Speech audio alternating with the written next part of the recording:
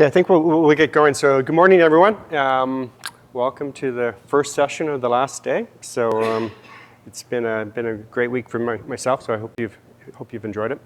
My name's Skerett. I work at the Eclipse Foundation, and what I want to talk about is kind of our view on open source and IoT and kind of the building blocks that developers and companies are using for building IoT solutions.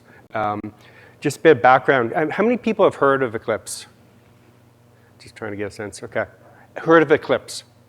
Okay. So lots of people know of Eclipse as a Java IDE or a C++ IDE.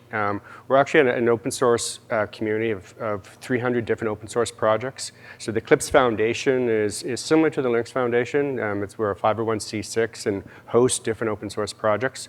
In the IoT space, we actually have a community of IoT projects. So we have 21 different IoT projects, and I'm going to kind of go into some of the details around what we're doing in IoT. So that's kind of where we're coming from for this. But what I want to do is kind of first motivate, kind of talk about kind of why open source in IoT, and then kind of talk about a bit about what we see in the open source community going on, and then go into some details around what we're doing at Eclipse.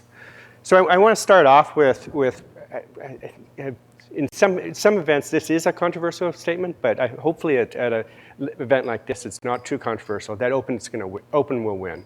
That if you want widespread adoption of technology, it needs to be open. It needs to be either open source, or it needs to be based on open standards. And I think there's kind of a lot of case studies out there and proof points to back up this statement. Like basically the internet is based on open source, and it's based on open standards. And I think for IoT to be successful, we need to start thinking about this. That how can we learn from the internet kind of the best practices and bring it into IoT. And so like kind of Apache, Linux, W3C, kind of things that we know and love are really powering the internet. And so we need to kind of get to something like that in IoT. And I think there's closer home case studies around the Internet of Things. If you look at MQTT, so there's been some discussion around MQTT at this event already. But like MQTT was created back in the late 90s inside IBM. And it wasn't, so this is a Google Trends chart on the term MQTT, right? And it wasn't until they made an announcement that they're going to take MQTT to the OASIS standards body to standardize it, and they open sourced an implementation of MQTT at Eclipse that happened around 2013, the end of 2013, that interest in MQTT started to take off. So again, openness is really what wins in terms of technology adoption. And so the question becomes, so kind of why? Why does openness win? And I think kind of in the last probably 5-10 years, the influence of developers in terms of making decisions on technology has increased considerably. To the extent that really it's developer-led adoption is really what kind of takes technology to the next level. It's not a top-down procurement statement anymore. It's a bottoms-up kind of developers bringing in technology into their organizations. And really, it's this openness that attracts developers. And so that's why kind of you see these technologies being adopted like Linux so widely is that it's easy for developers to get to them. And so if you look at in IoT, like so kind of a typical IoT presentation will have a hockey stick of kind of number of devices, right? But the importance of developers in IoT is that we need to train a lot of these developers around IoT. That if we want to have all these applications and devices connected, we need to attract the developers. We need to get the developers engaged. We need to enable these developers to be able to build IoT applications. And so kind of some metrics from Vision Mobile on kind of the estimate of the number of developers. And actually, I think they've updated this recently to be even more developers are going to be required to get IoT solutions out there. So it's really important to be able to enable these developers. And the simple reason is the developers build the cool stuff. This is where the innovation is going to come from. So how do we appeal to this, and how do we engage with the developers on that? So I think there's two key things here that are going on, dynamics in the industry. I think the first is open hardware. And I can't understate the importance of this that we've seen in our community and I think in the wider community. Like 5 years ago, like 7 years ago, it was actually pretty difficult to have an open source project that was focused on embedded, right? Because there's no boards, no easily accessible boards, right? You'd have to spend $1,000 if you wanted to kind of create an open source project and have it deployed on a board, right?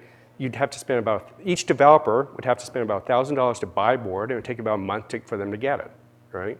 Now, they can spend, what is it, $35 for a Raspberry Pi now, and you get it in 24 hours, right? So it's kind of enabled a whole community of people to experiment. And so I think this has been an incredibly important enabler. And we see this in our community, yes?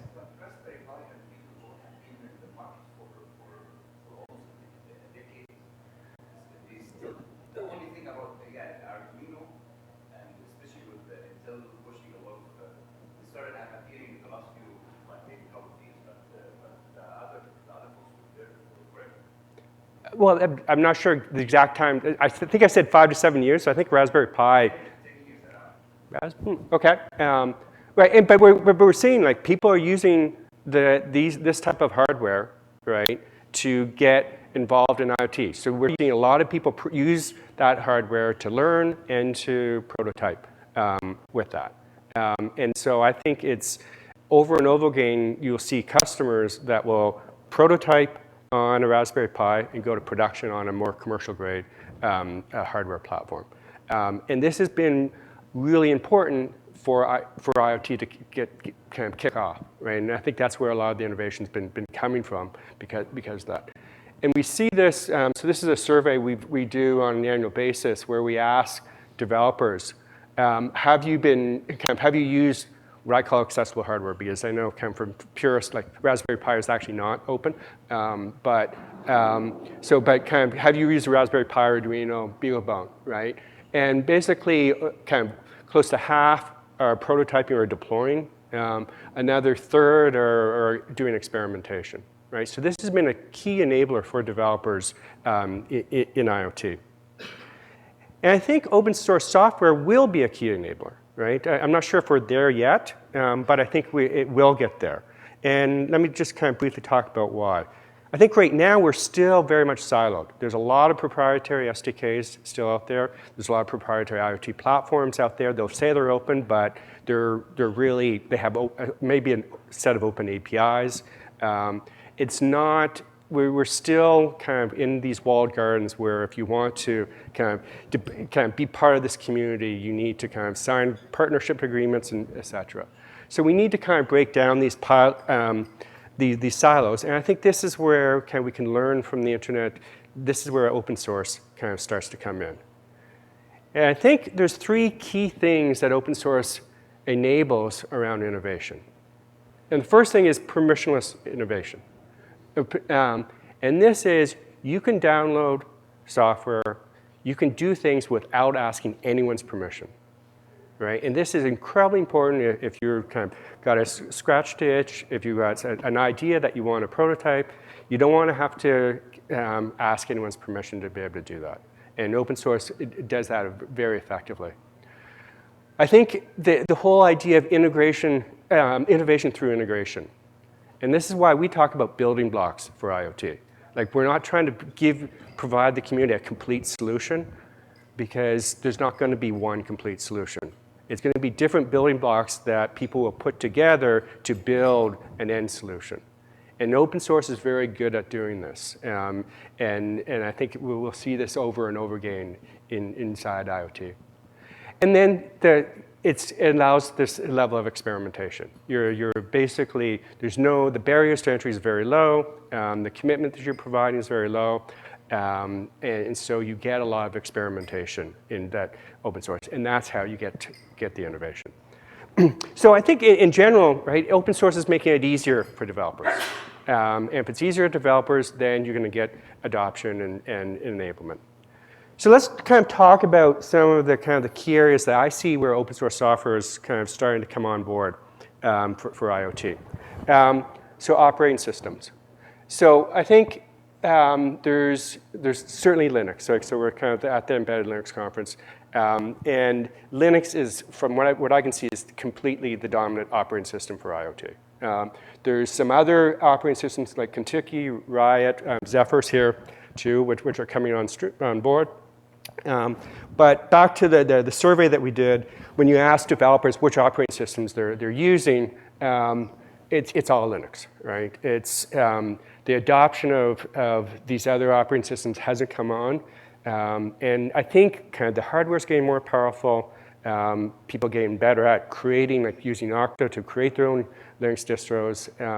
And so Linux is absolutely winning in IoT, and I think it will continue to do that. The other area I think is really interesting is more on the back end. There's been some keynote presentations from kind of yesterday around, it's all about the data. And quite frankly, I 100% agreement. Like kind of the real value of IoT is going to be around the data and the analytics of the data. And these projects, so Kafka, Spark from the Apache community, and MongoDB, I see over and over again on the back end of people using in open source. So they're using, kind of taking an open source approach. They're using these projects for doing a lot of the data analytics. And then there's kind of the interoperability area, where I think kind of this conference is kind of highlighting to the key projects with all seen in IoTivity. And certainly if the interoperability problem is going to be solved, it's going to be done through open source. There's no one company that's going to be able to dominate and really drive an interoperability solution. I guess like kind of the exception might be Apple or Google. But even then, I think they're going to be very focused on kind of certain niches around interoperability, not a general industry, wide kind of cross-industry interoperability. So I think these are very important and interesting projects from an open source perspective. So now what I want to do is kind of go in a bit more detail around where we're at with what we're doing in Eclipse. And kind of the focus really right now for Eclipse is really around connecting and managing devices. So we have a number of different projects. We have 21 different projects, and I'm going to kind of hopefully kind of put these, make sense of these as we go through the presentation. But the starting point here is that there's kind of this typical architecture, IoT architecture that we see over and over again. And this being kind of, you get devices, so be them sensors or actuators, new and existing. They connect to some type of IoT gateway. The gateway will connect to the network, and the network can flow the information to the back end, integration with the existing systems on the back end. Right? Remember, like IoT is often going to be integrating with existing systems. Right? You're not going to rip out and tear down buildings. You're going to retrofit them. Right? You're not going to rip out your ERP system when you're redoing your factory floor. Right? So there's a lot of integration here that's going to go on. And similarly, the importance of the IoT gateways is such that the sensors and the actuators, right? Like you're not going to put a SIM card in all your sensors. Like if you think about the connected car, like there's hundreds of sensors in a car, right? But they all get aggregated through some type of hub or gateway that connects to the network. So this is kind of the typical architecture that we have, that we see. And what kind of we're trying to do at Eclipse is really provide kind of the open source implementations of standards that enable you to connect and manage from the gateway and the devices back into the back end. So how do we do this? So I think that the first area is around standards. So I'm a big believer that you need to have an open standard and an open source implementation for success. That a standard by itself is basically a piece of paper, that you need to have an implementation, but just an implementation without a written standard is not enough to get widespread adoption. You need to have something written down so you can have alternative implementations. And so what we've done is actually been focused on having open source implementations of some of the common standards that I'm going to go through now.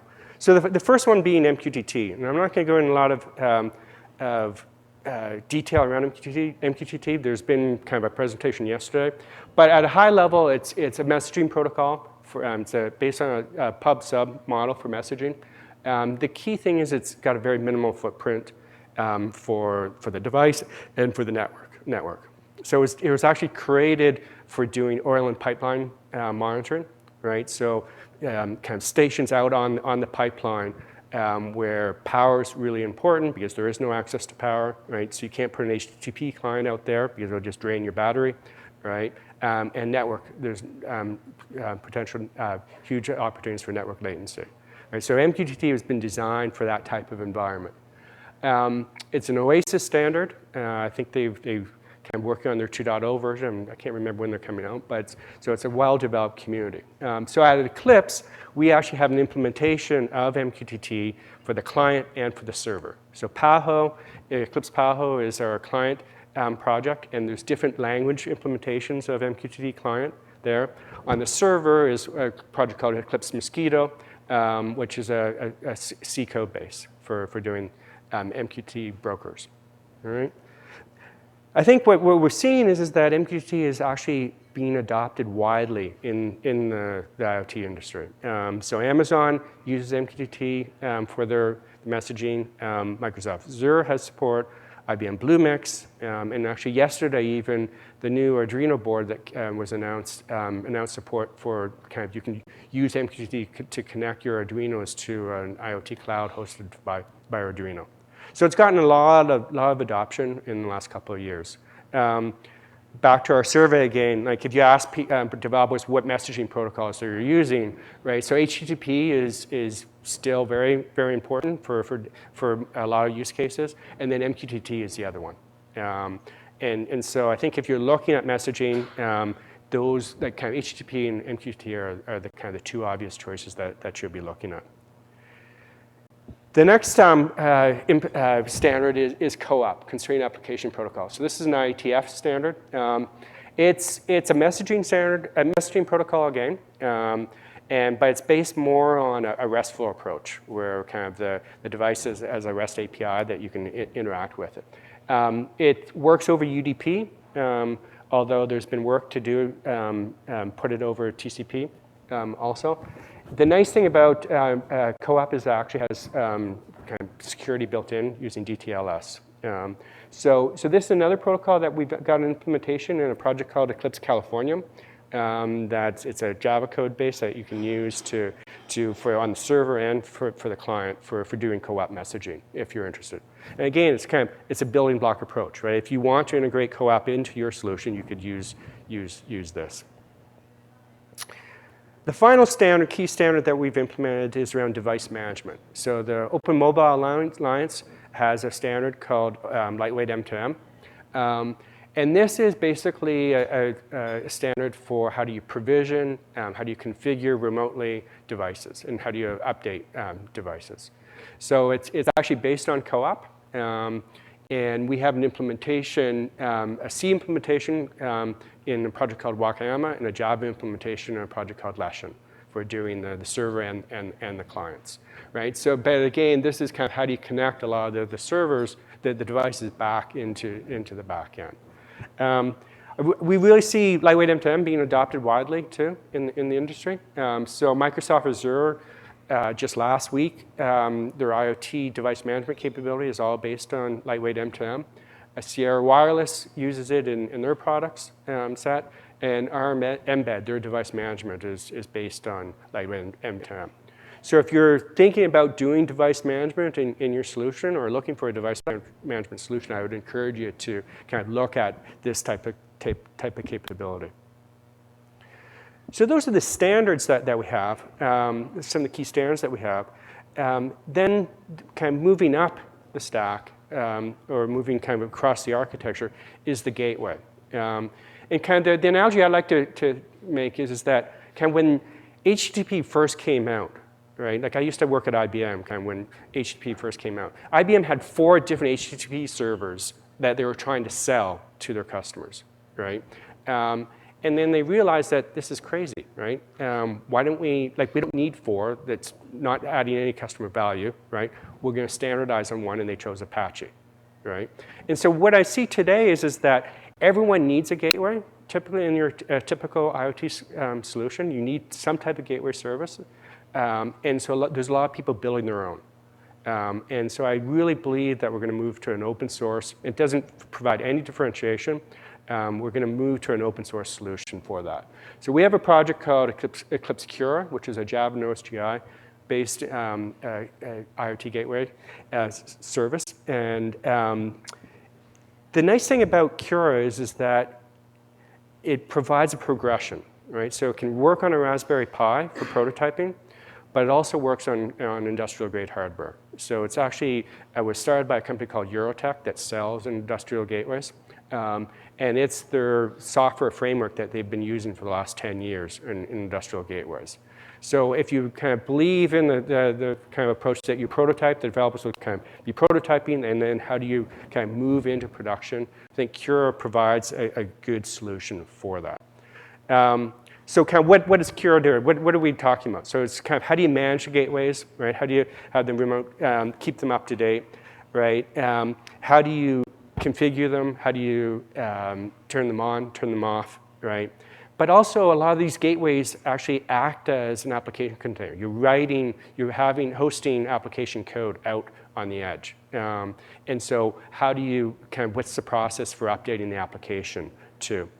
So kind of from an architecture point of view, you can just imagine kind of Cura as a kind of extensible set of services that you can hook in different networking protocols. You can have an application container to host your code running there.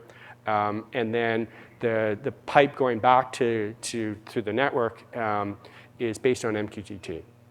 Okay? So if you're doing something around gateways, I'd highly recommend to take a look at that. So kind of where we're heading is kind of from the device out, kind of the gateway out, right, is a stack of software that allows you to kind of connect, secure, and the gateway service for that.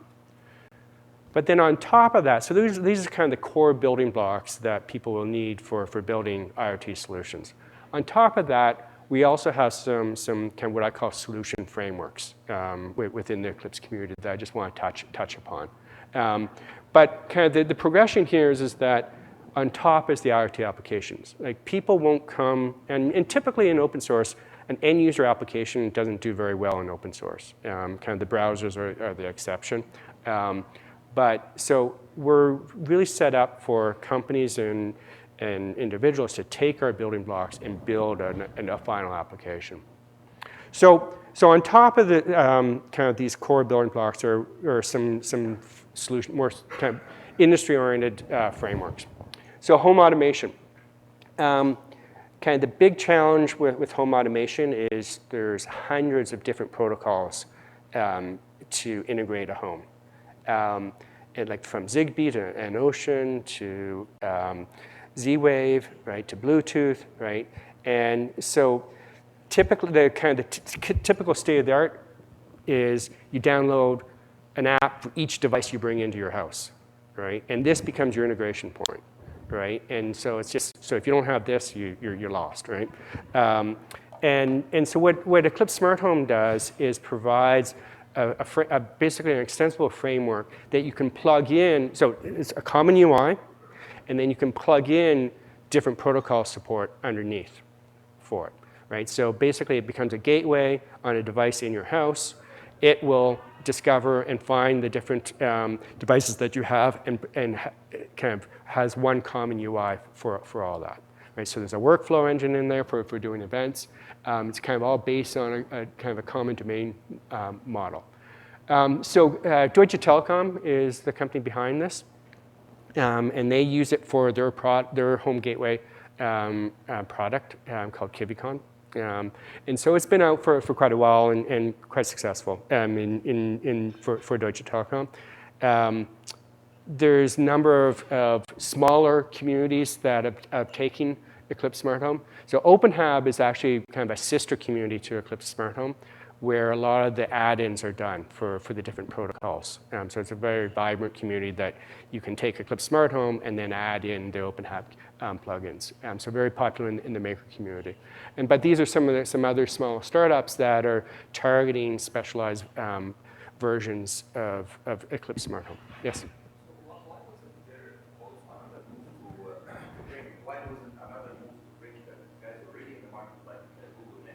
Yep.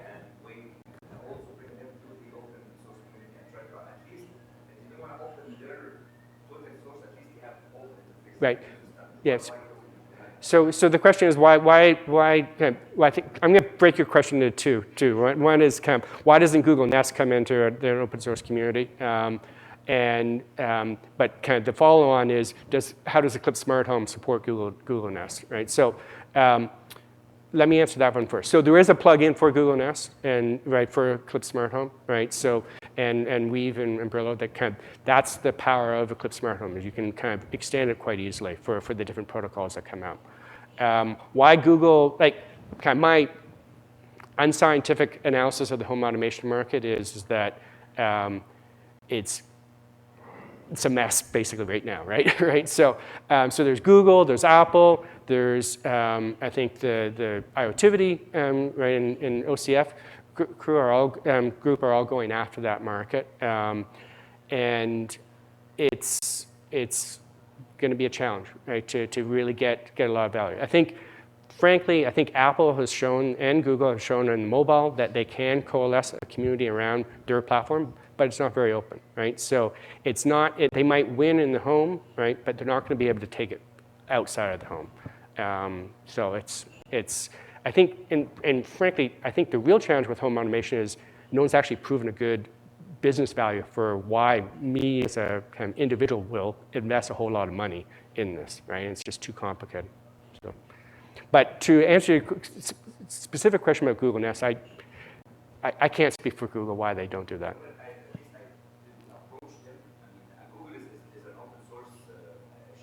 Sure, yeah. Yeah. So Google has done things around open source. So they have Thread. I'm pretty sure Weave and Brillo are open source. Yeah. So, yes.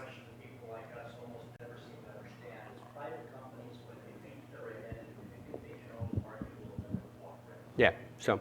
But not until they start feeling pressure from elsewhere to cooperate. Right. And includes Google.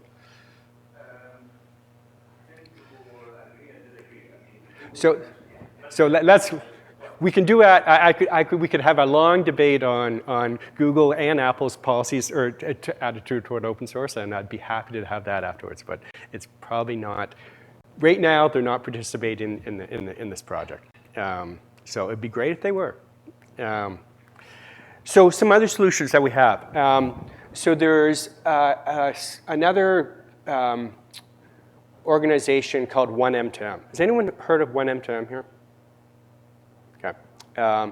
So 1M2M is a consortium of telco standard bodies. So TIA, ETSI, I always forget the Asian groups, right? So these are the standards bodies that build telco standards. And they've come together and said, okay, we're going to implement, go through a process of standardizing on a set of M2M standards and services. Let's just do it once. And so they called it 1M2M. So they've released their first version of their spec for 1M2M.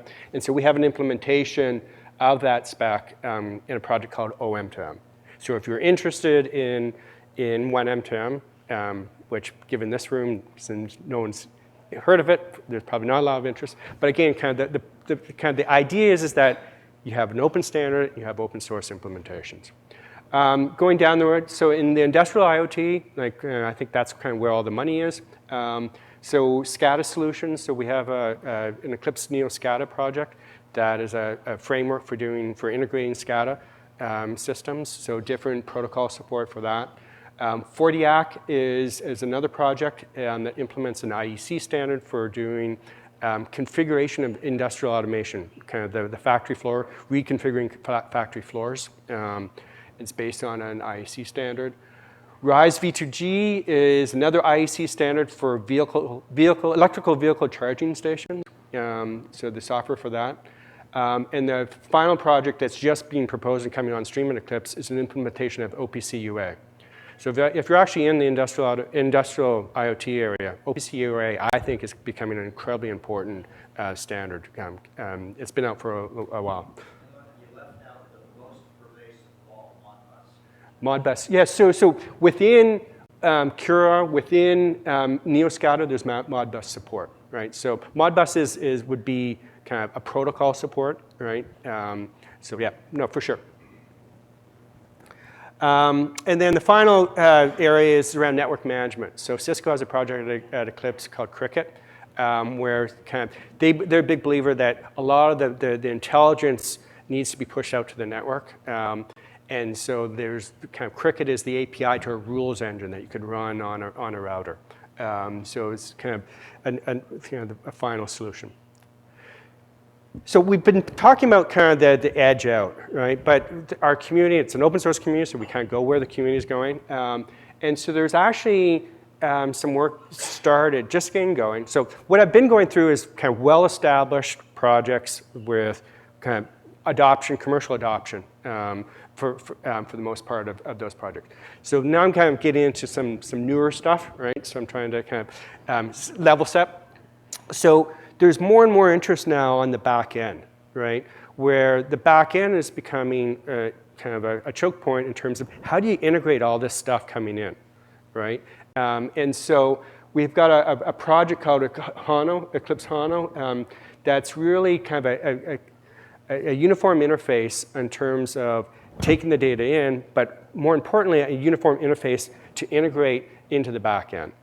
So this is a project that's being led by Bosch and Red Hat for doing this. The other one is around software provisioning. And this is really the kind of the back end of software provisioning. It's not actually pushing the bits out. But it's how do you orchestrate the provisioning, what the rules you have around software provisioning. And this is another project led by Bosch. So Bosch is this huge industrial conglomerate that has millions and millions of devices, all with different provisioning mechanisms. And so they needed to build this software to kind of have one kind of back end on how you do the provisioning. And so they've open sourced in a project called Hawkbit. And the final kind of new thing that's coming down is around device modeling. And so there's a project called Vorto. And Vorto is about how can we create kind of a common information model for devices that is shared through a repository, and that you can actually generate SDKs from those models for different platforms, right? So for instance, if you want to kind of model kind of a Bosch power drill, right?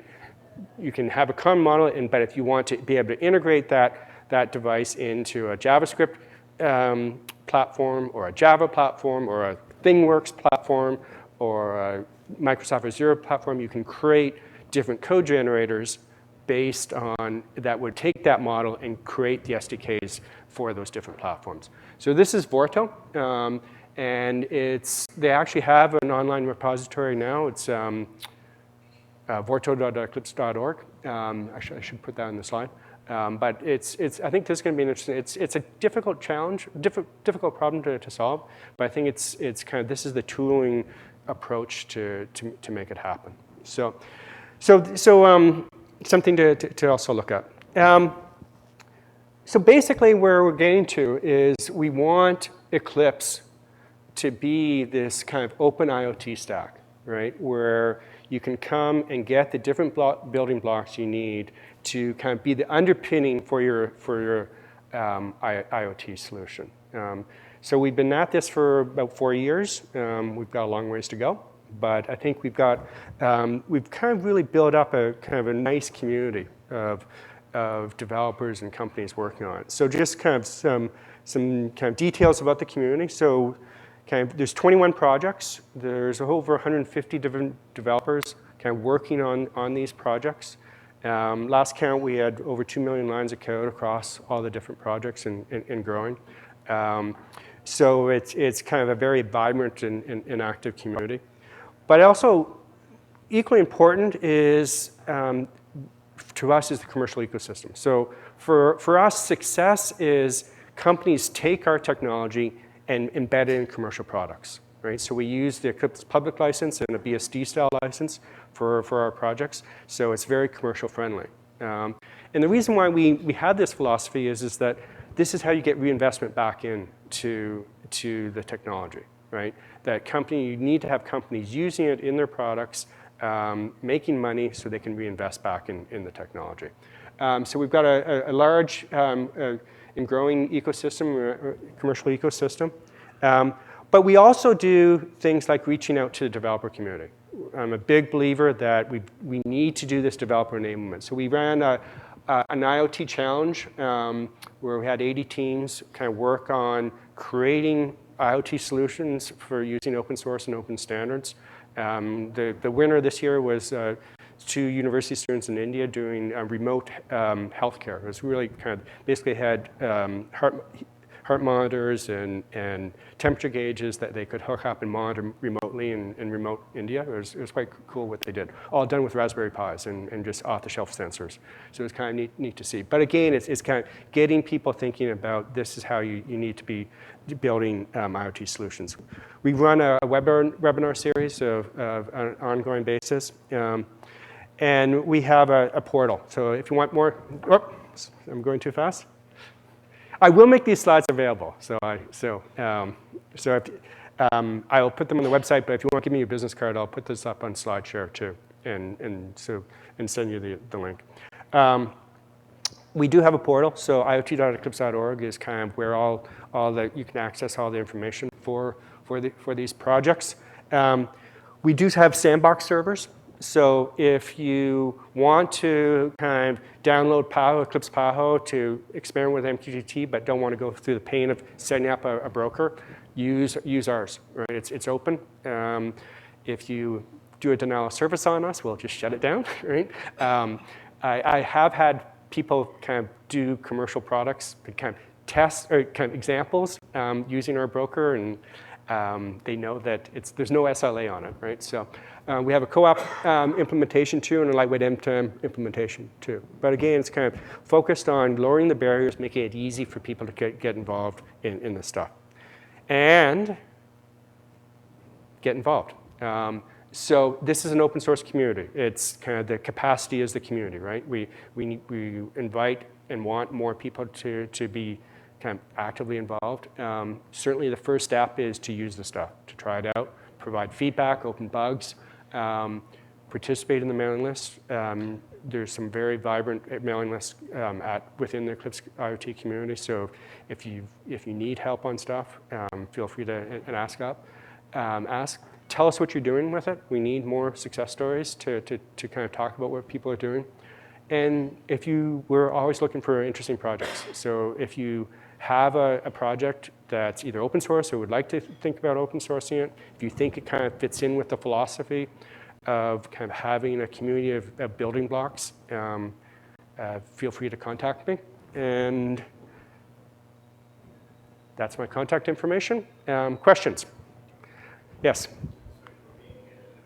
No.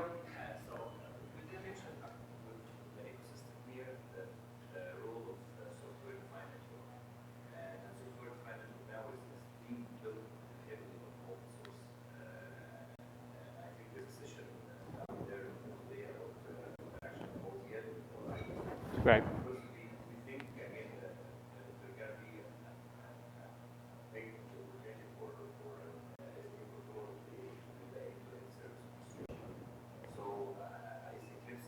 How does it fit? Yeah. So the question is around software-defined networks and kind of how Eclipse would fit in there. So I am not a software-defined network guy. We have been talking to and looking at things like Open Daylight. And so the thinking is that Cura is probably a good fit for integration with software-defined network. So it's because, again, I'm not a software-defined networking guy. Cura is more at the application layer, right? Not at the networking layer, right? So I think it's an area that we need to kind of pursue more and investigate more. But and I think the other area is around Cricket in terms of the rules engine. So, yes? IoT and all join. Yeah.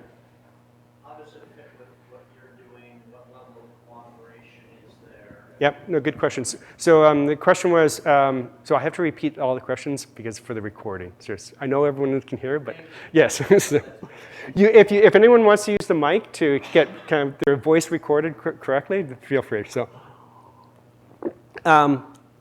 the question is how does the Eclipse IoT stuff work with IoTivity and AllJoint? So I think there's a couple words. So if you kind of just take the home automation kind of use case or that industry, in some ways our smart home solution is competitive, although there's been bridges built, right, going from a smart home to IoTivity and AllJoint and vice versa, right? So you can bridge these areas. But I think kind of the real answer is kind of long-term, kind of because IoTivity wants to grow beyond just the home automation area, right? I think that's their first use case, but they want to grow on. I think the kind of one of the key differences is that we're not prescribing any model of information, like the kind of the data models, and right, there's not one protocol. So we've taken a much more flexible and open approach in terms of how you build your solution. Now, that's good if you need that flexibility. If you want to participate in kind of the discovery and a kind of an ecosystem of devices that can automatic discover and stuff, things like that, we're not providing that in our solution. That's IoTivity, that they're kind of coming forward with, okay, here's how we can create the technology where discovery and integration and interoperability is automated, right? And so we're not doing that. That's very much IoTivity. I do believe that we'll see bridges as both kind of technology portfolios kind of mature. We'll see bridges for that. So there's no reason why something like Cure couldn't bridge from out of IoTivity and into IoTivity, a solution that wasn't kind of enabled with IoTivity. My question is actually more from a conceptual, political, cooperative standpoint. How do the organizations interoperate? Oh, okay. Sorry.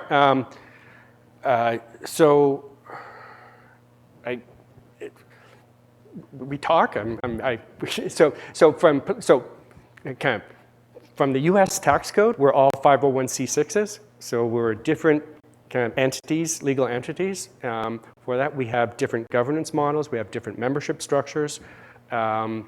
So we're set up very similarly in terms of governance. From politics, I think the whole market is just moving so fast. Technology is moving very fast. I don't think, I certainly don't position Eclipse as being competitive, they certainly don't position them as being competitive. So I don't see any politics between the organizations. Does that answer your question? I think so. Okay. Okay. Any other questions? Yes. So how many of these projects have been driven into your tool sets that enable more ease of use for integrating them, stability, and development? Yeah, that's a good question. Yeah, so the question is kind of, if I understand, kind of how many of the Eclipse IoT projects integrate with the Eclipse tools, right? And so it's ironically, we actually don't have good IoT developer tool, right, at Eclipse, right? And in general, I think kind of the market, right, there's not really good tooling. I think it's coming though. I think kind of with things like the Eclipse remote debuggers and remote deployment tools, and specifically in CDT, we get it. I think in the Java side, you can start to run a lot of these things inside a Java IDE. So there's kind of debugging tools for MQTT messaging that you can run inside the Java IDE. It's still not where I would like to see it. Yeah. So if anyone wants to help on tooling, come talk to me. So we've got 5 more minutes. Just a quick question. I'm a big fan of the Raspberry Pi. I've been on it for several years now. You've mentioned it several times. A couple years ago, my 13-year-old was like real excited about Minecraft and Yeah. Eclipse, and there's this huge, interface for them to understand and learn and so on. From my understanding, the Raspberry Pi started back in 2006. It was developed for education, Right. bringing kind of the hardware tactile interface to the youth, and getting them back into understanding the fundamental components of computer science.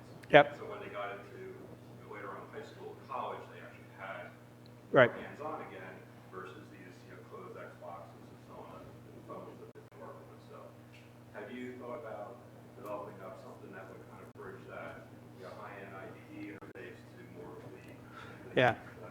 Yeah, it's good. So kind of the question was around kind of Eclipse might be too heavyweight for kind of an entry-level tooling. And so I don't disagree, right? So at Eclipse, there's actually 2 other IDE projects that have nothing to do with kind of what you know about it as Eclipse. So there's a project called Eclipse Orion, which is actually a JavaScript editor/IDE that you run in a browser. And then there's another project called Eclipse Che, which is even newer, that takes an approach of containerizing your workspace. So like kind of one of the problems with kind of Raspberry Pis and a lot of this is it's just like getting the runtime environment set up, your deployment environment set up, right? So Che's taking an approach where it uses Orion as their editor, right? But they can do Java and not just JavaScript. But I think the real key is that they're going to be able to basically take a Docker image of your deployment environment. So you can provision it very easily. Say, okay, here's what my Raspberry Pi looks like, right? And so you don't have to go through that pain of that set. Yeah.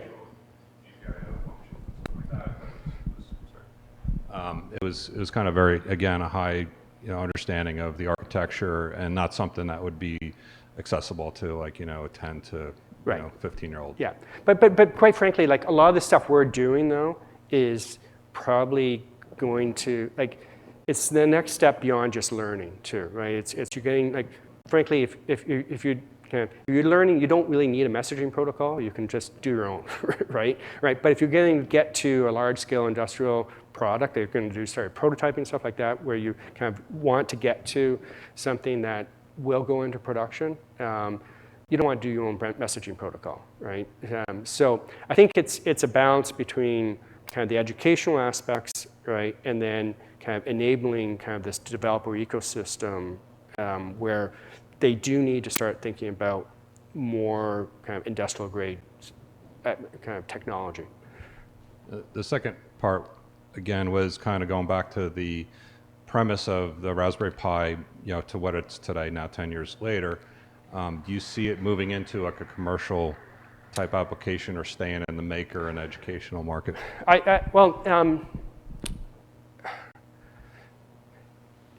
Yes to both, right? So it's completely popular in the maker and education market, right? And will continue to be. I think it surprises me. So for the most part, I think it's still for prototyping, right? And you see that over and over again, right?